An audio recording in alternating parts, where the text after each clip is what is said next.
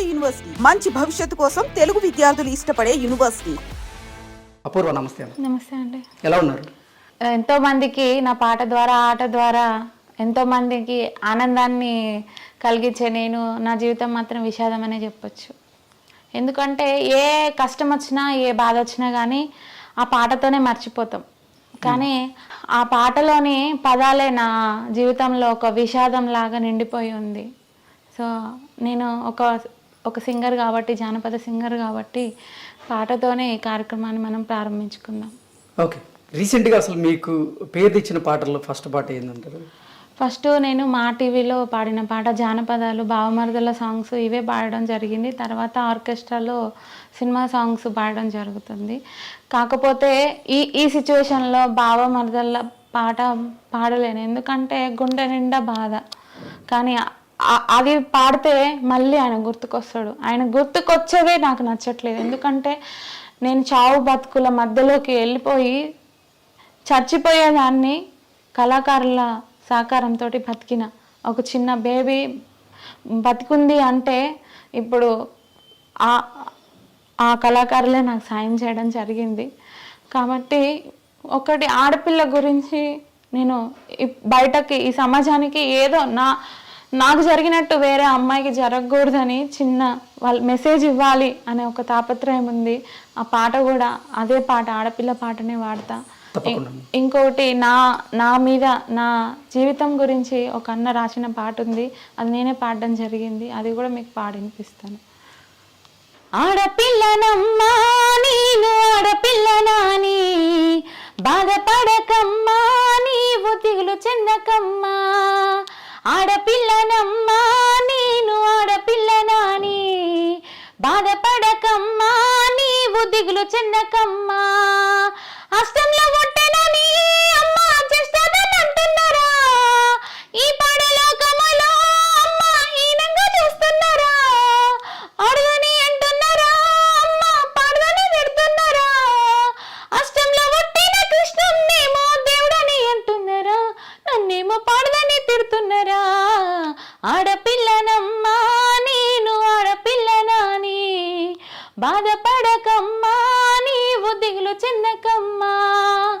ఇదిగేంటి నన్ను చూసి అమ్మా ఏడుస్తున్నారా, లక్షల కట్నాలు అమ్మా ఎట్లా ఇస్తామని, కడుపులోనే ఆడబిడ్డంటే అమ్మా కరుగనిస్తున్నారా.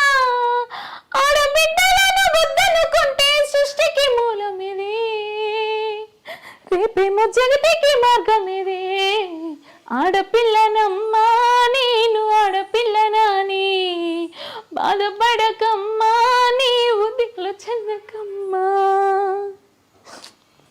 ఆడపిల్ల గురించి, ఆడపిల్ల జీవితంలో ఎదుర్కొనేటువంటి సమస్యల గురించి, అమ్మతనం గురించి, అమ్మ గురించి చాలా అద్భుతంగా పాడారు అసలు. కానీ ఇంత అద్భుతంగా కళల్లో రాణిస్తున్న మీరు అసలు ప్రేమించి పెళ్లి చేసుకున్న భర్తే మిమ్మల్ని కడతీర్చాలని ప్రయత్నం చేయడం ఏంటి? అసలు మీ స్టోరీ ఏంటి? ఈ జానపదంలో రాణించాలని ఎప్పుడు అనుకున్నారు? ఉద్యమాలు స్టార్ట్ అయినప్పటి నుంచి నాది ఇక్కడ కాదు, నాది ఒంగోలు దగ్గర సింగరైకొండ దగ్గర కలిక అయిన ఒక చిన్న గ్రామం. ఆ గ్రామంలో ఓ తల్లి చాటు తండ్రి చాటు బిడ్డ లెక్క పెరిగిందాన్ని, ఒక్కదాన్ని అక్కడ కలికలు. మా ఊర్లో ఎట్లుంటుందంటే ఆడపిల్ల 5 అయిందంటే 6 అయిందంటే బయటకు పోవడానికి లేదు. చదువుకోవాలన్నా 10తోనే ఆపేస్తారు. అలాంటి సిచ్యువేషన్లో నేను పెరగడం జరిగింది, అలాంటి కల్చర్లో పెరగడం జరిగింది. అయితే నాకు చిన్నప్పటి నుంచి ఆటలన్నా పాటలన్నా బాగా ఇష్టం. అయితే నేను మా అమ్మ నాన్నకు తెలియకుండా నేను డాన్స్ నేర్చుకున్నాక ఈమె బయట డాన్సులు చేస్తుంది, ఎగురుతుంది అని ఊరు మొత్తం మా నాన్నని, నీ కూతురేంది స్టేజ్ల మీద ఎగురుతుంది, ఆడెగురుతుంది ఈడెగురుతుంది అని చెప్పేసి మా నాన్నని అనడం వల్ల మా నాన్న చదువు బంద్ చేపించి నాకు పెళ్లి చేయాలని చూసారు. నేను పెళ్ళి అని చూస్తే ఇంట్లో నుంచి పారిపోయి ఉద్యమాలు మా అన్న దగ్గరకు వచ్చేసిన. మా అన్న దగ్గరకు వచ్చేస్తే మా అన్న సపోర్ట్ చేసి ఇట్లనే ప్రోగ్రామ్స్ అవి ఇవి చేసుకుంటా ఉన్న.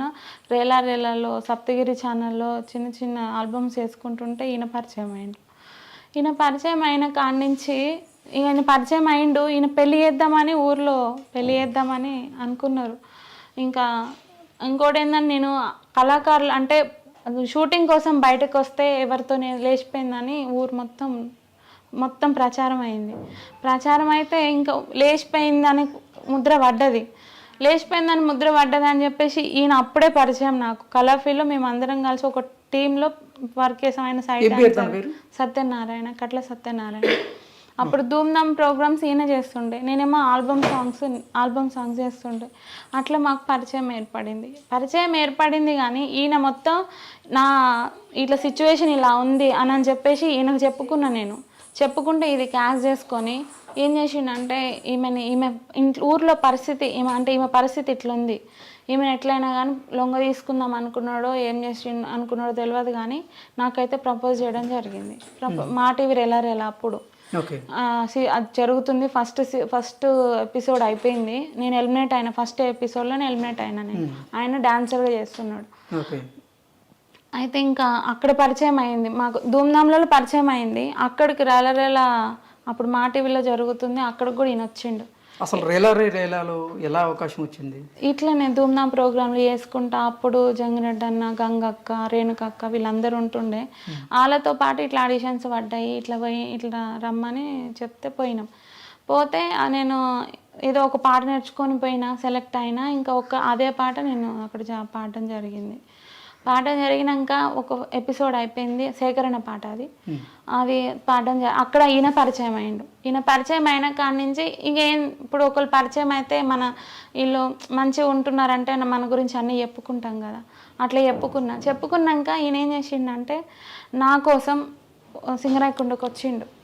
అంటే నేను పెళ్ళి చేసుకుంటా అని చెప్పి సింగరాయకొండకు వచ్చిన. అంటే దేశం కానీ తెలంగాణ, అప్పుడు 2 రాష్ట్రాలు తెలంగాణ, ఆంధ్ర. అయితే ఇంకా అక్కడ నుంచి ఇక్కడికి నా కోసం వచ్చిండు అని చెప్పేసి మా అమ్మ నాన్నకు చెప్పడం జరిగింది. వాళ్ళు ఒప్పుకోలే ఫస్ట్. ఒప్పుకోకపోతే ఇంకా నేను ఆయననే చేసుకుంటా, ఇంత ముద్ర పడ్డది, లేచిపోయిందని ముద్ర పడ్డది. ఇంకా పెళ్ళి చేసుకుంటే ఈయన అన్ని తెలిసి కూడా నా కోసం వచ్చిండు, ఇంత దూరం వచ్చిండు పెళ్ళి చేసుకుంటా అని చెప్పేసి వాళ్ళందరిని పిలిపించి పెళ్ళి చేసుకున్నాం. పెళ్ళి చేసుకున్న కాడి నుంచి ఈ యొక్క ఏటీఎం నేను అంటే అసలు ఏం చూసి ఇష్టపడ్డావు తనలో? అంటే ముద్ర లేచిపోయిందని ఒక పేరు పడ్డది నాకు. ముందు కూడా వేరే సిచ్యువేషన్ ఎదురైంది, వేరే సిచ్యువేషన్ ఉంది.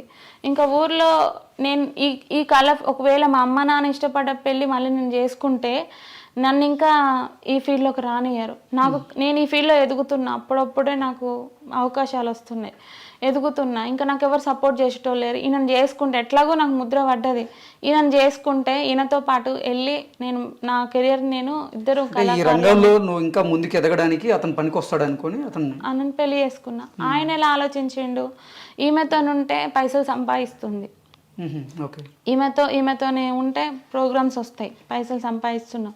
ఆయనకు ఆట రాదు, పాట రాదు, నేను నేర్పించుకున్నా ఆట పాట. ఆయనకు డాన్స్ ఓన్లీ ధూమ్ధామ్ కళాకారుడు, అంటే ధూమ్ధామ్ డ్యాన్స్ తప్ప, అంటే తెలంగాణ ఉద్యమాలలో ధూమ్ధామ్ డ్యాన్స్ వెనక కోరస్ ఇవ్వడం తప్ప ఆయనకి వేరే ఆర్ట్ ఫామ్ ఏది రాదు. నా దగ్గర ఉంటే ఈవెంట్స్ వస్తాయి, ప్రోగ్రామ్స్ వస్తాయి, డబ్బులు వస్తాయి, ఈమెను అడ్డం పెట్టుకొని నేను బతకచ్చు అని చెప్పి ఫస్ట్ నుంచి డబ్బు డబ్బు డబ్బు డబ్బు అని నేను సంపాదించిన సంపాదనతోనే నా పక్కన తిరుక్కుంటా, నాకు వచ్చిన అవకాశాలు కూడా పోగొట్టుకుంటా. అంటే నాకు ఏదన్నా ప్రోగ్రామ్స్ కానీ లేదంటే ఏదన్నా టీవీ షోస్ కానీ ఏమైనా వస్తే నేను ఉంటేనే నువ్వు టీవీ షోస్ చేయాలి, లేకుంటే నువ్వు చేయొద్దు అని చెప్పి నన్ను ఏమంటారు, నేను భర్త కోసం అప్పుడు ఏం తెలియని వయసు, 10th క్లాస్లో పెళ్ళి చేసుకున్నా, ఏం తెలియని వయసు. ఫస్ట్ నుంచి నేను ఒక ఏటీఎం అయిపోయాను ఆయనకి. ప్రోగ్రాంకి పోతే పైసలు తీసుకొచ్చి ఆయనకే ఇవ్వాలి. నేను ఏదన్నా షూటింగ్కి పోతే ఆ పైసలు తీసుకొచ్చి ఆయనకే ఇవ్వాలి. ఆయనకు లేదు నేను ఎటు పోవద్దు. ఇంకా ఇష్టపడి పెళ్ళి చేసుకున్నా ఏదో సపోర్ట్ చేస్తాడు అనుకున్నా కానీ నన్ను మొత్తం ఇట్లా గుప్పిట్లా పెట్టుకొని ఉన్నాడు. సరే నేను పెరిగిన కల్చర్ కూడా భర్త చెప్పినట్టే వినాలి అనే ఒక దాంట్లో పెరిగిన కాబట్టి నేను అట్లనే. మీ తల్లిదండ్రుల సమక్షంలో జరిగిందా మీ పెళ్ళి, లేకపోతే మీరు బయటకు వచ్చి చేసుకున్నారా? వాళ్ళని ఒప్పించి, వాళ్ళకి ఇష్టం లేకపోయినా వాళ్ళని ఒప్పించి చేసుకున్నా అని ఆయన నన్ను బాగా గుప్పిట్లోనే పెట్టుకున్నాడు. నేనేం చేసిన అంటే ఇంకా సరే ఇది జరుగుతుంది పిల్లల కోసం చూపించుకోవాలి అని అన్నట్టు పిల్లల కోసం పోయినాం. పిల్లల కోసం ఎప్పుడైతే పోయినామో, అంటే అసలు వివాహం అయిన తర్వాత నీతో ఎలా ఉండేవాడు? ఇప్పుడు వివాహం అయినాక ఆయనను పెళ్లి చేసుకున్నాక 2 సంవత్సరాలు ఇదే మనీ మైండ్, సంవత్సరం మంచిగానే ఉన్నాం. అంటే సంవత్సరం మంచిగా, 2వ సంవత్సరం నుంచి మొత్తం మనీ అంటే ఈమె నన్ను ఒక గుప్పిట్లో పెట్టుకున్నాడు. మనీ, పైసలు, నేను తీసుకొచ్చిన పైసలు ఆయనకి ఇవ్వాలి, 2 సంవత్సరాల తర్వాత నాకు జాబ్ వచ్చింది TSSలో, తెలంగాణ సాంస్కృతిక సారథిలో. ఆ జాబు ఆయనకు రావాలి, నీకెందుకు వచ్చింది, నువ్వు నన్ను పెళ్లి చేసుకున్నావు కాబట్టి నీకు వచ్చింది. కానీ ఆ జాబ్ ఆయనకి ఏమని నన్ను టార్చర్ పెట్టిండు. అంటే ఒక సపోర్ట్ లేదు నాకు. అసలు అయితే నేను గోరెడు వెంకన్న సార్ దగ్గర నేను ఉద్యమాల్లో చేసిన కాబట్టి నాకు జాబ్ వచ్చింది. అంటే ఆంధ్రలో పుట్టినప్పటికీ తెలంగాణలోనే ఉద్యమాలు చేసిన, నేను తెలంగాణలో ఉన్నా కాబట్టి నాకు జాబ్ వచ్చింది. నువ్వు నన్ను పెళ్లి చేసుకున్నావు కాబట్టి నీకు జాబ్ వచ్చింది. ఆ జాబ్ నాది. దానికి ATM బ్యాంక్ అకౌంట్, దాంట్లో అప్పుడు సాలరీ అకౌంట్ ఉంటుంది కదా, జాబ్లో జాయిన్ అయ్యేటప్పుడు బ్యాంక్ అకౌంట్ డీటెయిల్స్ అడుగుతారు, ఇవ్వాలి. నీది ఇవ్వద్దు, నాది ఇవ్వమంటాడు. అదేంటి? నువ్వు నన్ను చేసుకున్నావు కాబట్టి జాబ్ వచ్చింది, నువ్వు నాకు పెట్టి జాబ్ నువ్వెందుకు చేస్తున్నావు అని చెప్పేసి అక్కడ కూడా నన్ను ఎట్లా అంటే చిత్రహింసలే అనుభవించిన నేను ఏడవడానికి లేదు. నువ్వు ఏడవాలంటే రూమ్లో లాక్ పెట్టుకొని ఏడవాలి. నేను రూమ్లో వెళ్ళి బయట ఏడిస్తే నా ఇజ్జత్ తీస్తావా, నువ్వు బయట ఎందుకు ఏడుస్తున్నావు, నేను ఏదో చేసిర్రని అనుకోరా నన్ను. రూమ్లో వెళ్ళి ఎంత ఏడుస్తావో ఏడవని అంటే ఒక రూమ్లోనే నా లైఫ్ మొత్తం ఎవరికి చెప్పుకోలేను. పెద్దలకు చెప్పుకుంటే నీకు ఇష్టం వచ్చినోడిని ఆయననే పెళ్ళి చేసుకుంటా అని చేసుకున్నావు, ఇప్పుడు అనుభవించాని వాళ్ళు అంటారు. నానా సంవత్సరానికి పిచ్చోడైపోయిండు, పరువు పోయింది. వేరే ఆయనను పెళ్లి చేసుకున్నది, కుల పొండి పెళ్లి చేసుకున్నదని అందరూ సోటిపోటి మాటలతో మా నాన్నని హింసించినందుకు మెంటల్గా మైండ్ డిస్టర్బ్ అయిపోయింది. నాన్నకి చెప్పుకోలేను, అమ్మకి చెప్పుకోవడం. ఒకవేళ ఎవరికన్నా చెప్పుకుంటే నా బరువు పోతుంది. కళాపీల్లో ఏదైనా చిన్నగా లోపం కనబడ్డా ఆమెను వేరేలాగా చూస్తారు. అలా భర్తనే ఇట్లున్నాడు, మేము లొంగ తీసుకోవచ్చు అని చూస్తారు. అంటే అందరూ కాదు, కొంతమంది మాత్రం. అలాంటి సిచ్యువేషన్లో నేను ఎవరికి చెప్పుకోలేకపోయినా. అదొక్కటే కాదు, పెళ్ళైన 2 సంవత్సరాల దగ్గర నుంచి వేరే అమ్మాయితో అఫైర్లు పెట్టుకోవడం, ఎవరినెవరినో అమ్మాయిలు ఇంటికి తీసుకురావడం. అసలు పెళ్ళైన కొత్తలోనైనా మిమ్మల్ని బాగా చూసుకున్నారా, ప్రేమగా చూసుకున్న సందర్భం ఉందా? ప్రేమ నేను వెనక తిరిగి చూసుకుంటే నాకు ప్రేమ అయితే కనబడతలేదు. నా లైఫ్లో మొత్తం వేరే అమ్మాయిలతో వెళ్ళడం, వేరే అమ్మాయిలతో అఫైర్ పెట్టుకోవడం, డబ్బు కోసం నన్ను యూజ్ చేసుకోవడం. నేనేమో లవ్ మ్యారేజ్ చేసుకున్నా, సమాజంలో చేసుకున్నది మంచి బతుకుతుందని అనిపించుకోవాలని ఎంత కాంప్రమైజ్ ఎన్ని తప్పులు చేసినా కానీ దిగమింగి ఎంతమంది అమ్మాయిలను దొరకబట్టి వాళ్ళు వచ్చి నాకు చెప్పడం, మమ్మల్ని ఈవెంట్లకి దాండియాకి పిలుస్తాడంట, నేను ఎక్కువ ఇస్తా, పేమెంట్లు ఎక్కువ ఇస్తా, నాతోని మంచిగా ఉండరు, నేను చెప్పినట్టు వినండి అని వాళ్ళని బలవంతం చేస్తుండనంట. అంటే ఇతని స్వభావం పెళ్ళికి ముందు తెలియదమ్మా అని గ్రహించలేకపోయావా? అంటే అప్పుడు తెలియని వయసు, 10వ తరగతి అంటే ఎంత ఉంటుంది. ఇంకోటి ఏంటంటే పల్లెటూరులో పెరిగింది అన్ని. అంటే ఈ లోకం అంటే ఇట్లుంటుంది అని తెలియదు. నేను ఒకటే ఆలోచించిన, నేను ఎదగడానికి ఒక కళాకారుని వేసుకుంటే, నిజం చెప్పాలంటే అది లవ్ మ్యారేజ్ అని కూడా అనం. అది ఏంటంటే ఆయన స్వార్థం కోసం ఆయన చేసుకున్నాడు, నాకు నింద పడ్డదని చెప్పేసి నేను చేసుకున్నా కానీ మంచిగా ఉంటా అనుకున్నా కానీ ఈయన మనసులో ఇంత ఇది ఉందని చెప్పి ఏం తెలియని పిల్ల ఎట్లా యూజ్ చేసుకుంటే అట్లా యూజ్ అవుతుంది. నేనేం చెప్పినా వింటదని ఆమె దగ్గర డబ్బు ఎట్లాగో ఆమె దగ్గర కళ్ళు ఉన్నది. ఇప్పుడు ముందు జాబ్ రాలే, పెళ్ళైనాక 2 సంవత్సరాల తర్వాత వచ్చింది. అయితే ఇంకా 2 సంవత్సరాల తర్వాత ఇంకా ఆ శాలరీ కోసం టార్చర్ పెట్టుడు. ఇంకా మా చిన్నన్న ఉన్నాడు, ఇప్పుడు చనిపోయారు, రామకృష్ణ అన్న అని. చిన్న సపోర్ట్ చేస్తుండ, అన్న ఇది అన్న పరిస్థితి అని ఆ అన్నకు ఒక్కనికి ఫోన్ చేసి చెప్పుకుంటే నువ్వేం బాధపడకు, నేను ఆ బ్యాంక్ అకౌంట్, అప్పుడు బ్యాంక్ అకౌంట్ కూడా నాది లేదు. అప్పటికప్పుడు బ్యాంక్ అకౌంట్, రెంటల్ అగ్రిమెంట్ అవన్నీ తీసుకొచ్చి మా అన్న వచ్చినాక మళ్ళీ ఏం తెలియనట్టు నటిస్తుండు. అన్న వచ్చి ఆడ సబ్మిట్ చేసినాక శాలరీ వచ్చిన కాడి నుంచి ఏటీఎం ఉంటుందని నాకు తెలియదు, ఫస్ట్లో తెలియదు, ఇప్పుడు తెలుసు. దానికి ఏటీఎం తీసుకొని రూపాయి నేను ఖర్చు పెడతా, నీకేంది నువ్వు ఆడదానివి అని చెప్పి రూపాయి తీసుకుపోయి గిట్లనే అమ్మాయిలకు పెట్టుడు. మందమరిలో ఎవరో అమ్మాయిని ఉంచుకొని ఉండే, ఆమెను దొరకబట్టి ఆమెను ఇడిపించిన తర్వాత అక్కడి నుంచి మళ్ళీ ఊర్లో వాళ్ళ వదిన అని చెప్పి వాళ్ళ వదినకి పైసలు పెడుతుండే. వాళ్ళ వదినతో అంటే ఎఫ్ఐఆర్ ఉందని అన్నారు, కానీ అది నిజమెంత అబద్ధమని తెలియదు. వాళ్ళు ఏమంటారు, నా బిడ్డ లాంటివాడు అని ఆమంటది, నా తల్లి లాంటిదని ఈయన అంటాడు. కానీ ఇంట్లోకి మొత్తం ఈయననే జరపాలి. ఉమ్మట్లో ఉన్నాం మేము జాబ్ వచ్చిన కొత్తలో. దాని తర్వాత మళ్ళీ అదైపోయింది. దాని తర్వాత హైదరాబాద్కి తీసుకొచ్చిన. హైదరాబాద్కి వచ్చినాక హైదరాబాద్లో కూడా ఇట్లనే ఈవెంట్లు చేసుకుంటా దాండి అమ్మాయిలతో ఎఫ్ఐఆర్ పెట్టుకోవడం. ఈయనకి ఈ బుద్ధి ఎప్పుడు వచ్చిందంటే, మేము పిల్లల కోసమని హాస్పిటల్కి పోయినాం. ఆయనలో ఒక చిన్న లోపం ఉంది, నార్మల్గా పిల్లలు పుట్టరు, ఐయుఐతో పుడతారు అని చెప్పేసి డాక్టర్లు చెప్పారు. అప్పట్లో అతనికి అయితే అతనికి నార్మల్గా పుట్టారు అని చెప్పారు. ఫస్ట్ ఐయుఐ లేదు. మేము 13 సంవత్సరాల క్రితం మేము పెళ్ళైన కొత్తలో ఐయుఐ పెళ్లి కాక ముందు, నిన్ను పెళ్లి చేసుకునే ముందు ఆ విషయం నీకు చెప్పాడా? చెప్పలేదు. దాచిపెట్టి నాకు అసలు ఏం తెలియదు అని. నాకు నేను పెళ్లి చేసుకున్నా మంచిగా ఉందామని పెళ్లి చేసుకున్నా, ఇలా లోపం ఉంటుంది ఇవన్నీ నాకు తెలియదు కదా. పెళ్ళి అయినాకనే తెలుస్తాయి, పిల్లలు పుడతలేరు ఏంది 2 సంవత్సరాలు అవుతుందని చూపించుకోవడానికి పోతే డాక్టర్లు ఇలా చెప్పారు, ఆయనలో ఒక చిన్న లోపం ఉన్నది, నార్మల్గా పుట్టారు. అది ఆయనకు ముందు నుంచే తెలుసో తెలియదు, నాకు తెలియదు. అయితే అక్కడ నుంచి అంటే ఆ డాక్టర్లు ఎప్పుడైతే అలా చెప్పారో, సరే మందులు వాడి చూద్దాం ఏమన్నా రిజల్ట్ ఉంటుందేమో అని అన్నారు. అంటే 6 సంవత్సరాలు మందులు వాడినాం, ఎలాంటి ఫలితం లేదు. ఇంకా లేకపోతే లాస్ట్లో ఇట్లనే ఈవెంట్కి వెళ్ళినాం. ఈవెంట్కి పోతే అక్కడ ఒక నర్సు ఇట్లా ఐయుఐ ప్రాసెస్ ఉంది, హస్బెండ్లో ఇలా ఉంటే ఇద్దరు వచ్చి చెకప్ చేయించుకోమని చెప్పారు. పోతే అక్కడ ₹1,00,000 అవుతాయి అని అన్నారు. ఫస్ట్ ఐయుఐ చేస్తాం, సక్సెస్ అయితేనేమో ఐయుఐ, లేదంటే ఐవీఎఫ్ చేస్తామని అన్నారు.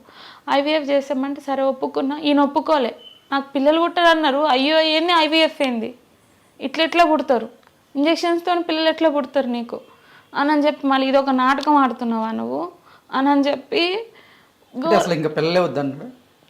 నేను ఒక ఏటీఎం అంతే, పిల్లలు పుట్టరు, ఈమెని ఇట్లనే ప్రోగ్రామ్ చేస్తుంది, జాబ్ ఉంది, డబ్బులు తెచ్చిస్తుంది, ఈ డబ్బులు పెట్టుకున్నాం నేను జల్సాలుగా. ఆయన హెయిర్ స్టైల్కి 2,000 ఖర్చు పెడతాడు, హెయిర్ స్టైల్కి. దానికి నెలకి 4 జతల షూలు కొంటాడు. ఆయనకు సంపాదన ఇప్పుడు ఆయన ఏదైనా సంపాదించే మార్గం ఉందా, లేదంటే నీ సంపాదన మేము బ్రతకడమే? అంటే పాప పుట్టేదాకా నా సంపాదనే. పాప ఎప్పుడైతే కడుపులో పడ్డదో నేను ఈవెంట్స్ చేస్తుంటే, ఫంక్షన్ హాల్లో ఈవెంట్స్, తర్వాత ఆర్కెస్ట్రా ఈవెంట్స్ చేస్తుంటే, ఆ ఈవెంట్స్ నేను ఏం చేసిన అంటే, ఇట్లా ఈవెంట్ చేసుకోవచ్చు, నువ్వు కూడా వచ్చి ఇట్లా చేయి, దాండి ఎట్లాగో నువ్వు దాండి ఆడిపిస్తావు, డాన్సర్ కదా అని చెప్పి వాళ్ళని పరిచయం చేస్తే దాండి ఈవెంట్లు చేసుకుంటా ఈవెంట్ ఆర్గనైజర్గా అన్నీ చేసుకుంటా ఉన్నాడు. ఎప్పుడైతే ఈవెంట్ ఆర్గనైజర్ అయ్యిండో దాండియా పిల్లల్ని ఆగం చేస్తాడు. చిన్న పిల్లలు మేము ఇంటికి వచ్చేసరికి ఒక అమ్మాయి డాన్స్ నేర్చుకోవడానికి వచ్చింది. డాన్స్ నేర్చుకోవడానికి వస్తే మహేందర్ అని ఉంటాడు మా దగ్గర, నా అపూర్వ మ్యూజికల్ ఈవెంట్ ఆయననే అబ్బాయే చూసుకుంటున్నాడు. నేను జాబు ఇంతకుముందు ఈవెంట్ చేయొద్దు, జాబ్ మాత్రమే చేయాలని చెప్పి ఒక రూల్ ఉంటుండే మాకు. దానికోసం అని చెప్పేసి ఈవెంట్స్ అబ్బాయికి అప్పచెప్పేసి నేనేమో జాబ్కి వెళ్తున్నా. విలేజ్కి వెళ్ళేసి వచ్చేసరికి పాపను చూసుకునేసరికి నాకు టైం